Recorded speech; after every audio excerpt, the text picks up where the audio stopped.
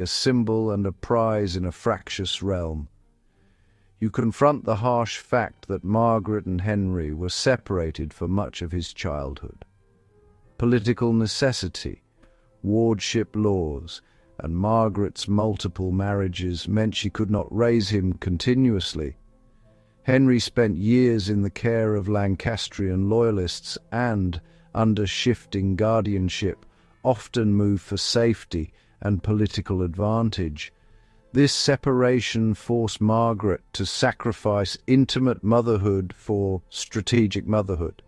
She traded daily presence for legal maneuvering, securing alliances, pensions, and the small but crucial financial means to keep Henry's claim alive. Those choices reveal how maternal labor extended into diplomacy, legal petitions, and personal risk. Margaret transformed absence into influence. You see this in her relentless letter-writing, gifts of patronage, and courtly maneuvering to place allies in Henry's circle.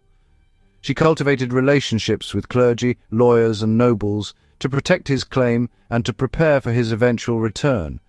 Her patronage also shaped Henry's education and image. By funding tutors and religious foundations, she molded the moral and intellectual framework that would buttress his legitimacy. You should recognize this as deliberate statecraft. Margaret used maternal authority as a political tool, shaping policy and perception without daily proximity to her son.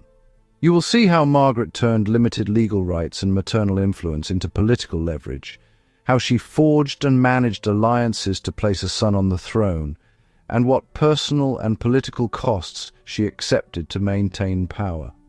You act like a courtly strategist when you study Margaret's moves. She used her estates, letters, and patronage as tools. She never relied on official office because women rarely held it. By controlling revenue from lands and dowries, she financed retinues and bribed loyalties when needed. Her correspondence reads like a campaign manual.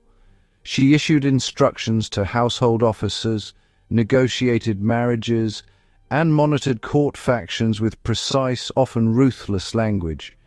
You notice she combined piety and education to justify intervention. Scholarship made her advice plausible, devotion made it respectable. Margaret also cultivated presence. She attended ceremonies, placed protégés in clerical and governmental posts, and used public acts of charity to reshape her image from ambitious widow to virtuous matron.